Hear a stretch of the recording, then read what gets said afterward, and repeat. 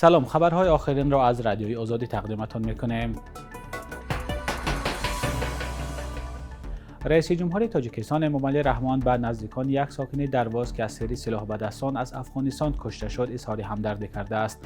دفتر مطبوعاتی پرزیدنت 14 آگوست نوشت امامعلی رحمان به رئیس ناحیه درواز دستور داده است که مقامات به خانواده جسمینه شیرینجان یا یتیمزاده کمک رسانده تربیت کودک خردسال او را زیر نظارت گیرند. در خبرنامه رسمی بدون آوردن جزئیات بیشتر آمده است که جسمینه شیرینجان 13 آگوست بر اثر از سلاح آتشفشان تیرکشادن سلاح به دستان از جانب افغانستان به هلاکت رسیده است. مقامات میگویند که ساختارهای داخلدار تفتیش قضیه را آغاز نمودند.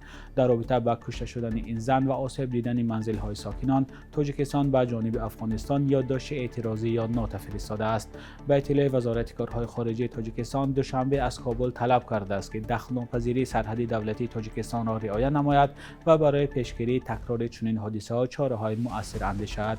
واکنش حکومت طالبان به این قضیه فعلا معلوم نیست. درباره کشته شدن جسمینه شیرینجان ساکن 21 ساله دهه دشتک در ناحیه درواز تاجیکستان نخست رادیوی آزادی خبر داده بود.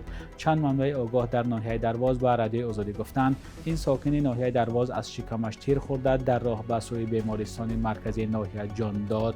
در آن طرف مرز در ناحیه نوسه ولایت بدخشان افغانستان درگیری نیروهای حکومتی طالبان و افراد یک فرمانده ناراضی این گروه جمعه خان فاتح جریان دارد. نوسه افغانستان در رو برای ناحیه درواز تاجیکستان جاگیر است. رمضان علی بسیروف شهروند تاجیکستان را که در حمله پهپادی به نیژنی کمس در تاتارستان روسیه کشته شد در زادگاهش ناحیه باباجان غفوروف به خاک سپاریدند. یک منبع در حکومت این ناحیه به رادیوی آزادی گفت مراسم ویدا با این جوان 13 آگوست در جماعت آوچقلشه برگزار شد. رمضان علی بسیروف شب 9 به 10 آگوست در حمله پهپادی اوکراین به شهر نیژنی کمسک هلاک شد. در این حادثه 3 زاده دیگری تاجیکستان زخمی شدند. 8 مهاجر ازبکستان نیز قربانی این حادثه بودند. رمضان علی بسیروف 30 سال داشت و به گفته نزدیکانش در یک شرکت ساختمانی به حیث راننده ماشین باربردار یا کرانووچ کار میکرد. از این جوان 3 فرزند یتیم ماند. نمایندگان جامعه تاجیکان نیژنی کمسک قبلا به رادیوی آزادی گفته بودند خراجات فرستادن جسد بسیروف را کارفرما و حکومت تاتارستان پرداخت میکند. هنوز معلوم نیست که به خانواده این جوان جبران مالی داده‌اند یا نه. فاند یا صندوق اوراسیایی معتدل گردانی و رشد برای دستگیری بودجه به تاجیکستان 200 میلیون دلار قرض می‌دهد. سازشنامه مذکور را 13 آگوست فیض‌الدین قهارزاده وزیر مالیه تاجیکستان با نماینده نوتین این سازمان مالی یاروسلاو مادران در دوشنبه امضا کردند.